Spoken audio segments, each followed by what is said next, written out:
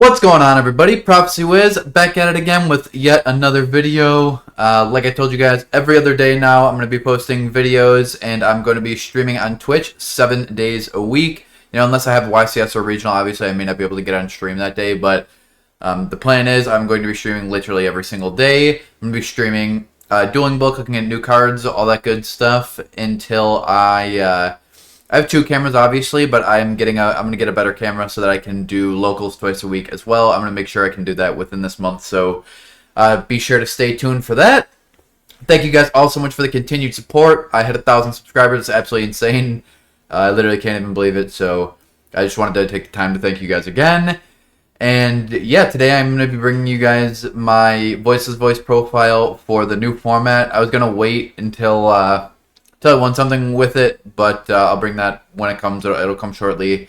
I wanted to make sure I brought it as soon as possible because anybody who has events this week and wants to play Voiceless, anybody who has events coming up throughout the weekend, I wanted to make sure that you guys have a good updated profile, and I've been working on some of the changes for a few weeks.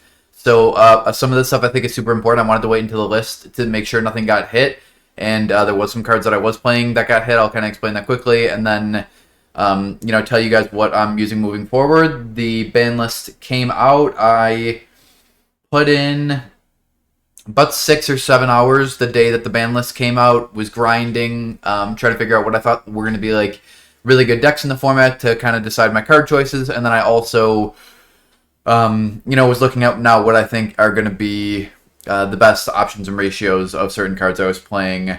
Then yesterday was obviously the day after the ban list. I got up, I put in like 4 or so hours, talked to some buddies of mine, conversated about the ban list a little bit, and then I did a 9-hour stream where I just grinded DB, played a new format list, and kind of locked in some of the less choices of things I was unsure about. So I feel super good about this list. I feel super confident giving it to you guys to play for the new format.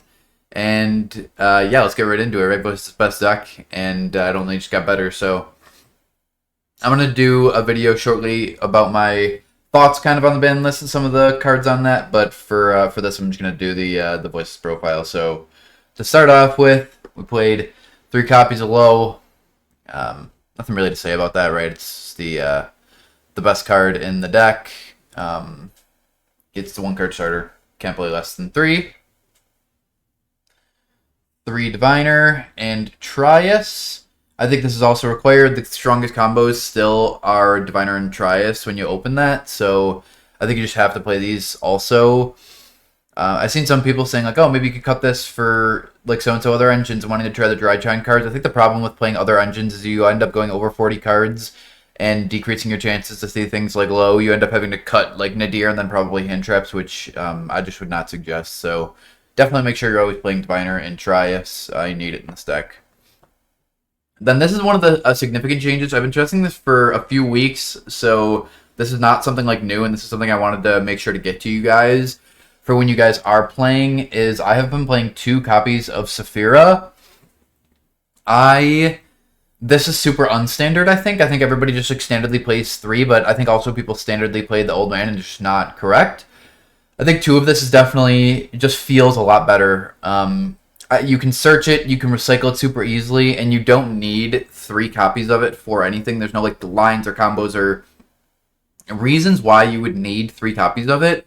And I felt like it was getting a bit cloggy with pre-prep. Like anytime I would have hands that just felt like too much engine or something like that, it was like there was just like cloggy hands with like a lot of the same stuff. It was like Saphira and pre-prep. So I cut down Saphira to 2. I've been testing it for about 2 to 3 weeks, and it turns out it's definitely appropriate. I promise you, as long as you place the other things that I'm playing in this deck, 2 copies of Saphira is absolutely appropriate. You don't need to play 3. And I thought that was kind of a big discovery, something I wanted to share with you guys as quickly as possible, because I think everybody's just like always just playing 3 of this, but you don't need 3. It has not come up with me. It hasn't come up one time where I actually need the 3rd copy of it. And it's felt so much more consistent and less bricky. Not that it really was like bricky before, but it just felt cloggy. Like I would have a lot of the same stuff in hand. So way better. Definitely play 2 Saphira. That was one of the big changes moving forward, but there's still quite a few other changes in the main side extra. So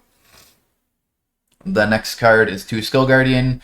This one's more standard. You need at least 2 of it for like a ton of different reasons. Attacking for 8,000. If you don't have 2 of it, you can't do that immediately on your first time, turn going second.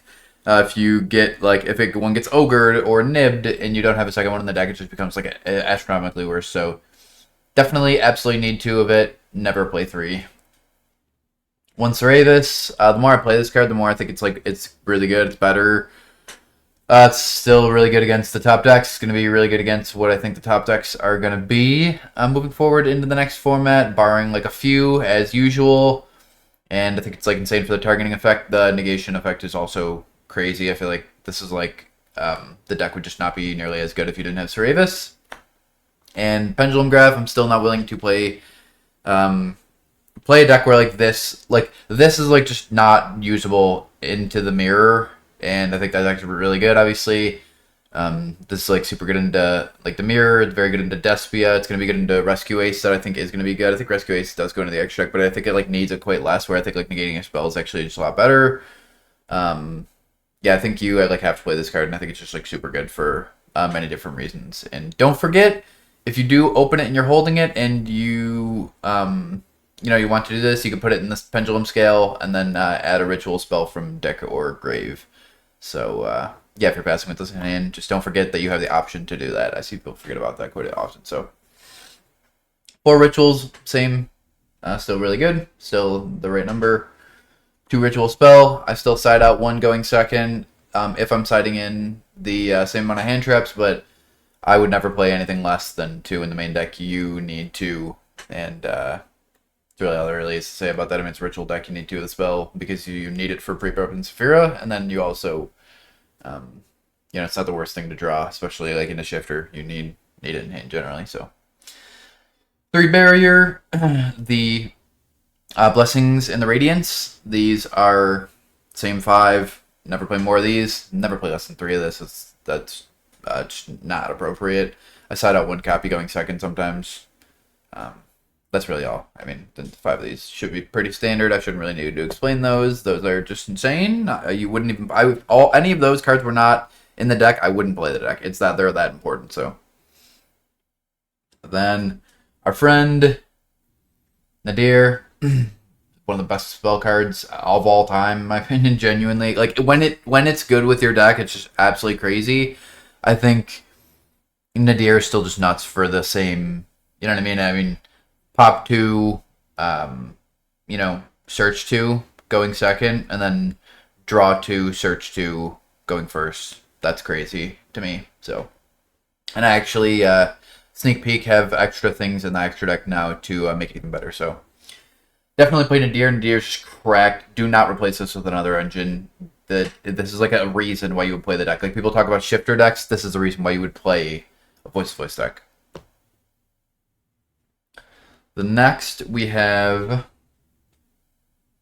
2 copies of pre-prep. So I also cut this down to 2. Like I said, it had been feeling just a bit cloggy with 3 of this and 3 Saphira, even though they're good when you draw just 1 of them.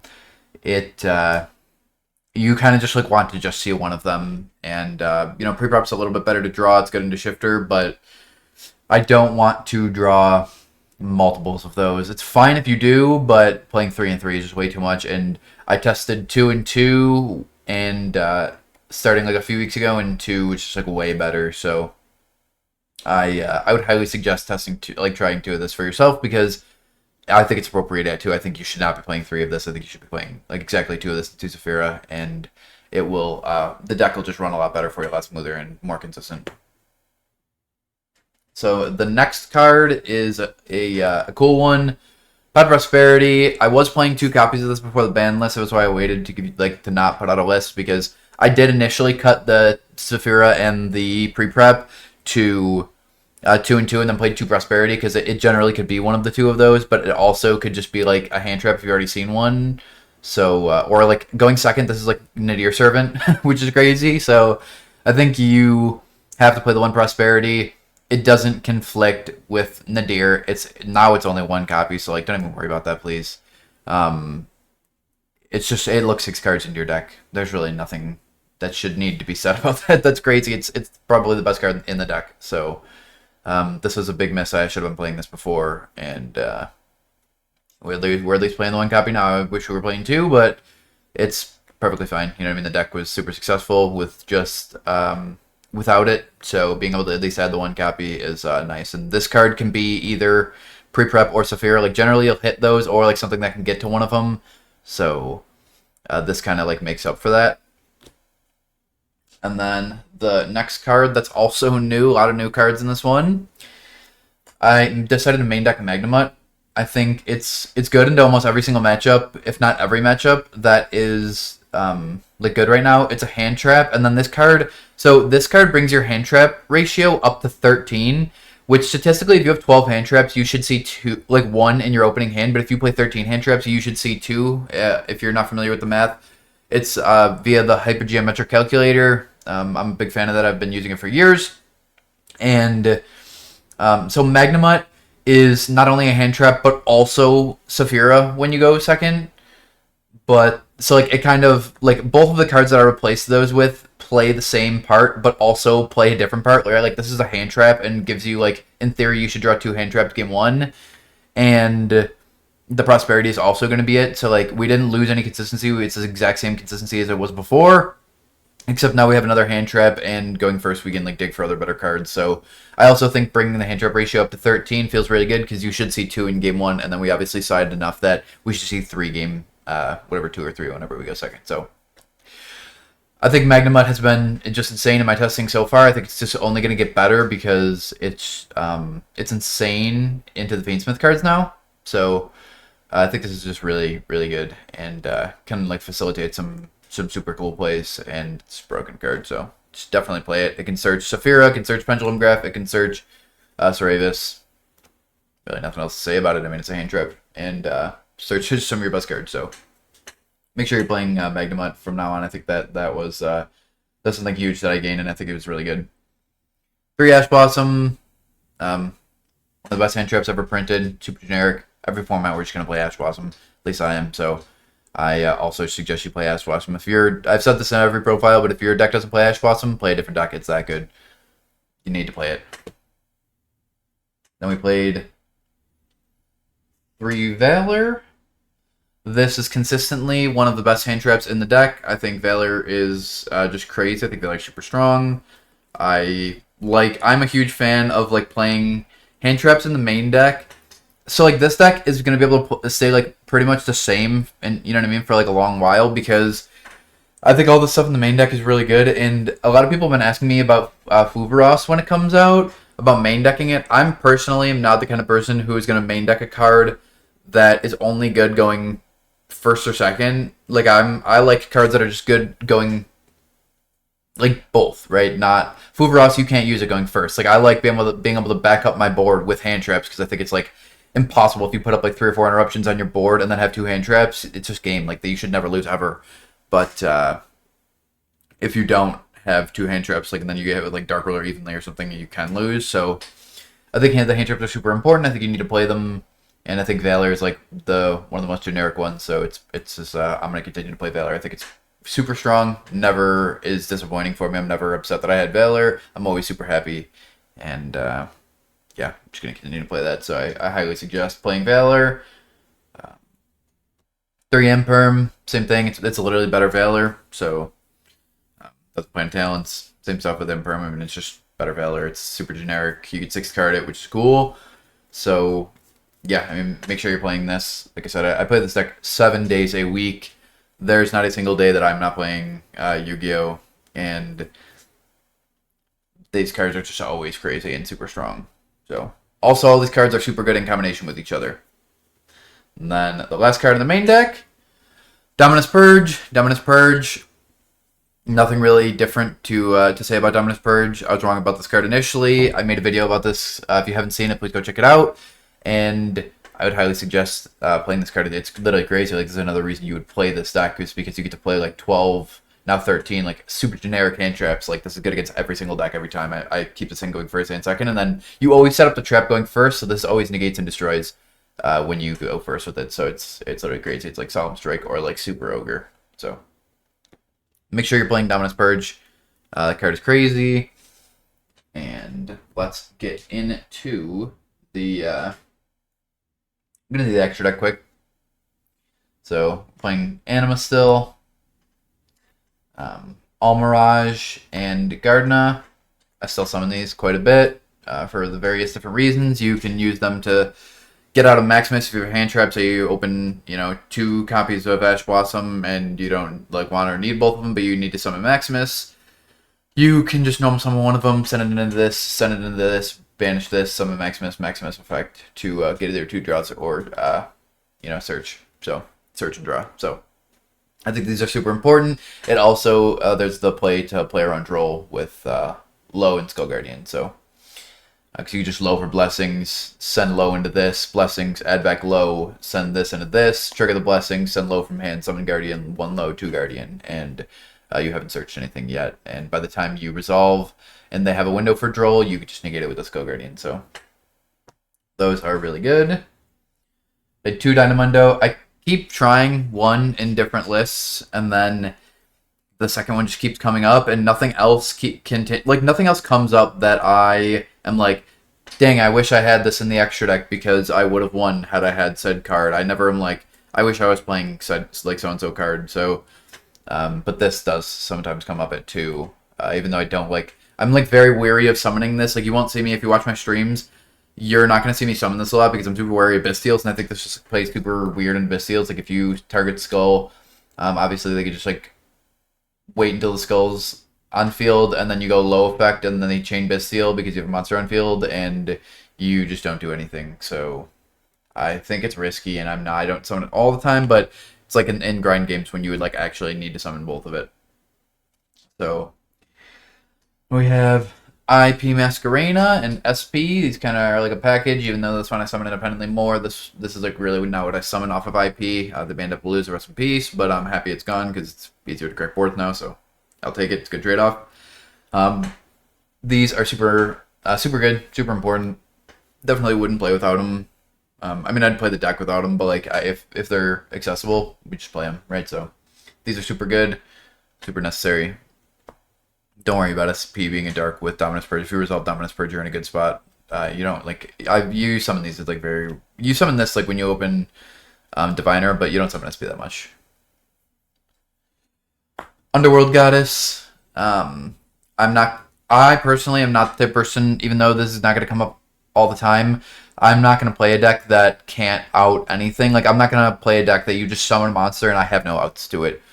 To me, that just seems bad because, like, what happens if that happens game 3 in a tournament that you need to take exactly first place at, which should be everything. Like, you should always want to just exactly win. So I think that having an out is very important. And, like, once your deck is flowing, you could actually get mad bodies on the field super fast. So definitely I would suggest playing Underworld Goddess. I play the Meteor Burst because I main deck Pendulum Graph. This, I think it's the best target to summon off of it. It stops battle phase effects, which is cool. Also, it's not impossible to make. I think I hard made it once, which is funny. I mean, I've been playing the deck for months, so hard made it once, playing 7 days a week isn't a lot, but still. So, I'll actually leave this card for the last and do these first. So 2 and Tiss. You need 2 because if you're going second into a board and they like set back or have like a good monster, you're gonna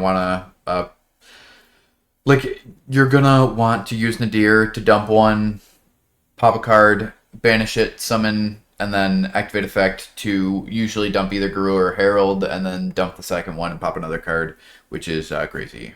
Like popping 2 is just insane. And then yeah, so I would never play less than 2.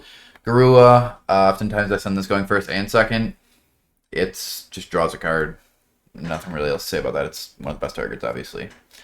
Tri-Brigade, obviously, when you go first, like, you're always sending these 2, and then the Herald, because we're not sending in Test to pop nothing. So these 3 for going you know, first, and then these 3 or these 3 for going second, depending on what your hand looks like. These 2 also, you can also send off Diviner, which is pretty important.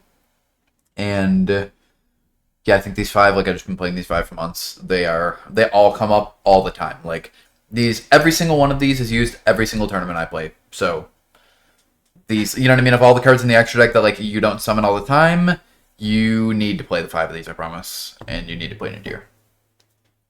Now the last card in the extra deck, this one's spicy.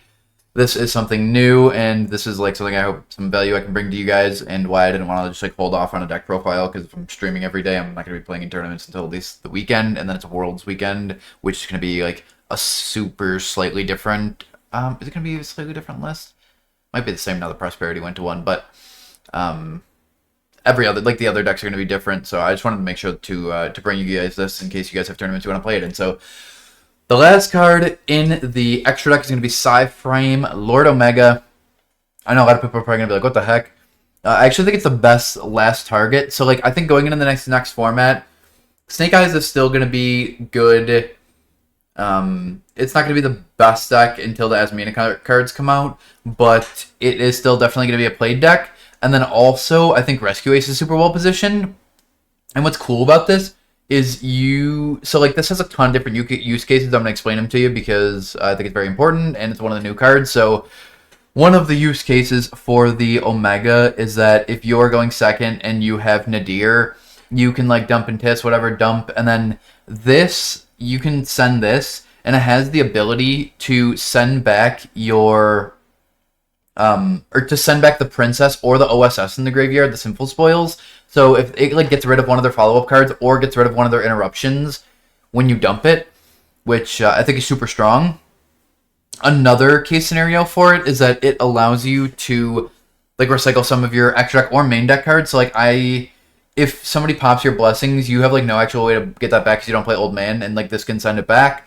As well as I side down on copies of Barrier going second, so this can get those back and get the trap back, obviously. I main deck the Bestial and like obviously two Sephiroths now as well, so like that and a Diviner can like hard make this, and you can get something back from Banish. That doesn't really come up as much. Dumping it really comes up more, but there's a lot of times where just like sending something in your opponent's graveyard, or like if they have just like the one copy of Engraver, like sending back the Fiendsmith Engraver is actually like a big deal because it makes them have to like re-get to that engine, and they've already like if they haven't sent back the Link 2 and the Link 1, it's becomes like much more of a pain in the rear end to get back. So I think like being able to send back OSS, Fiendsmith, and Princess are all like super good.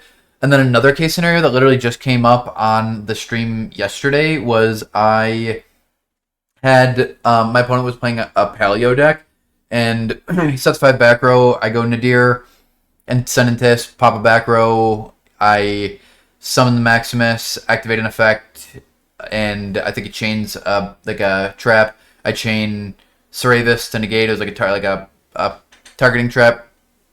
And then so now we've gotten 2 out of the way. We send in Tis and Omega, and then Tis targets another back row, so now this is 1, 2, 3, like 3 back rows we've hit, and then we've hit 2 back row, and then they used a third one, and he like this guy's a 5, and then we go activate Omega to send back Tis, normal summon Diviner, send Tis again, and yeah, pop again. So that was kind of crazy. It dealt with like 4 back row immediately, and like you could just recycle all of your stuff. So like against like back row matchups, you can continue to recycle Tisses, which I think is actually really good because like if you see Nadir again, you can dump like a Garua, summon it, send Omega, or actually where you would dump the Omega, activate the Omega to send back Tis, banish the like the other thing that you had sent, and then like another extra deck monster in your graveyard, and then send this Tis again. Just continue to cycle them. You could even send back like copies of Nadir into your deck because you could just add back Maximus from the graveyard. So this has been really good. Also, if you play against Branded or something that sends good targets, specifically Branded because their stuff all is at the end phase and they don't play a lot of hand traps, you can send Omega and then go Omega, like send the regular stuff, except you send Omega as one of the second targets. They send two good things, and then you go Omega to shuffle one of them back, and then at the end phase, when they activate the only one that's left in their graveyard, you just can get it with Skill Guardian, and like you were able to fully resolve this against the Branded Despia deck. So I think that Omega is just really good. It has like more use cases than almost anything else that you would be playing in the spot. So that's why I think it's really good, and it's played out really good. Like I use it quite a bit when I play in Sun. So now let's move on to the side deck. The side deck is mostly the same. So some of these like Judgment, not really anything to say like massively about Judgment. It's like almost just like assures that you win. I really can't remember many times, if any, that I open Judgment and just lose, because it's like a failsafe. It's just crazy. It's Omni-Negate and stops all the things that could in theory beat you. Anti-Fun Floodgate Fragrance, since they left us at 1, we're going to continue to play it. Low places from deck. It's broken. You just win every time you see it. It's crazy. Like the side deck is like that's the thing, is like the side deck is, at least for going first cards, because the deck is so strong going first, giving it side cards for going first, they should be like you win the duel when you see it. Speaking of Floodgates, TCU, there can be only one.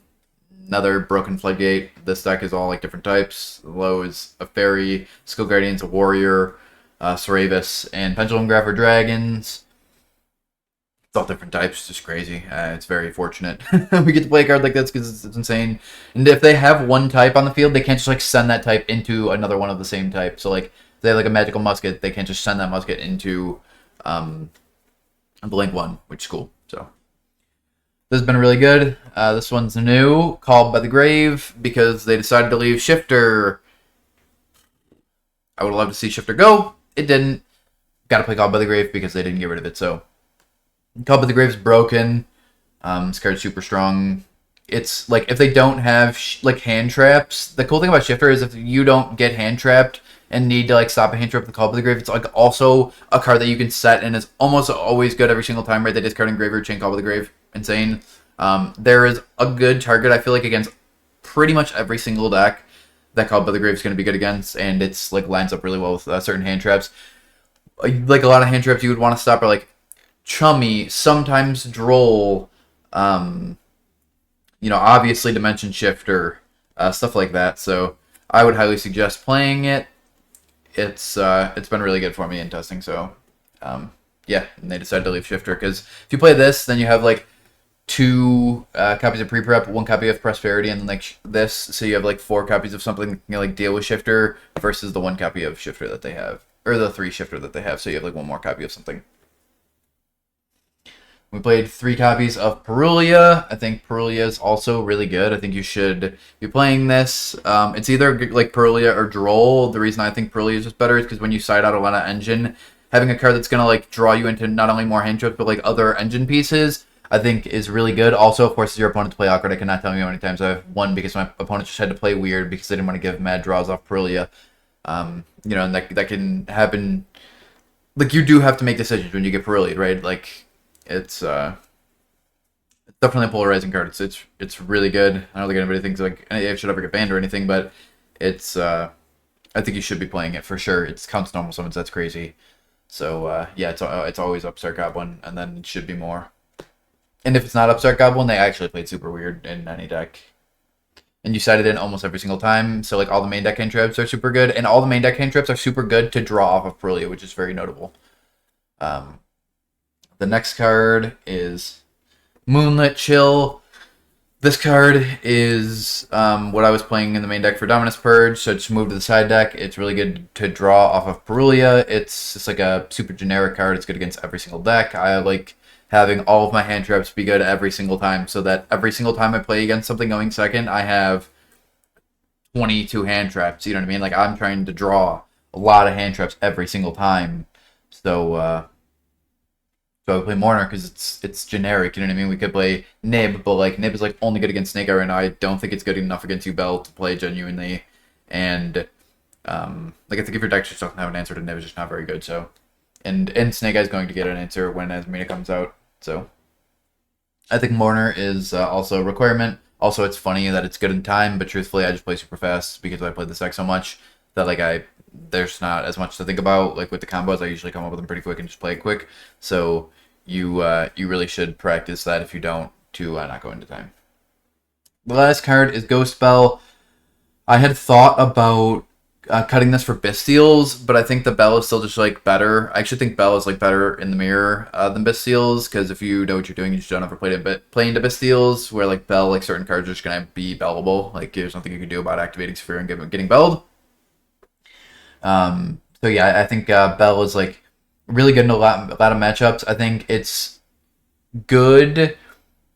I think it's probably better against the better against the Yubel deck, which I think is going to be like the top deck right now, because you can like stop Yama, and then if they activate the field spell, obviously you can stop the guy in the graveyard so that they can't get 2 bodies and immediately make the Phantom.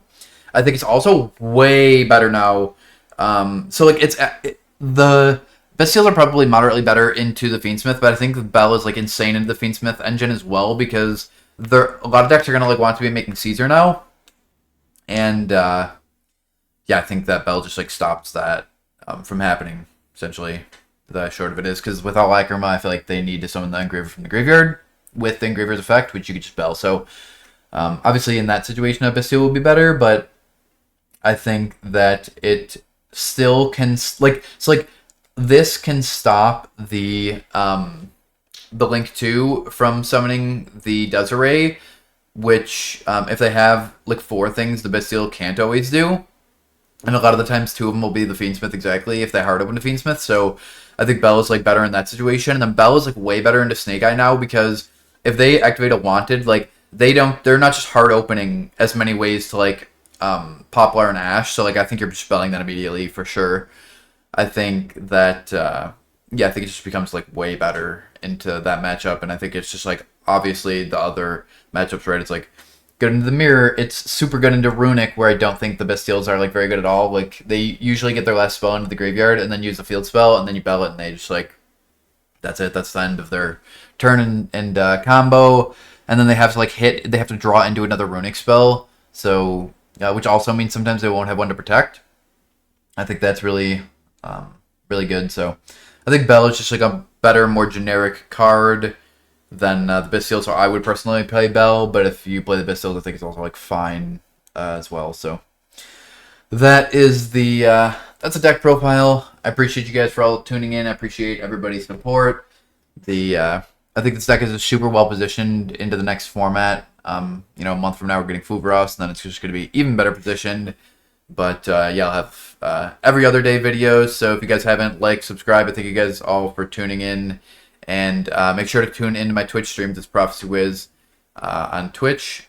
And yeah, we should be streaming every single day. So if you guys want to see me play this deck, then hop in there.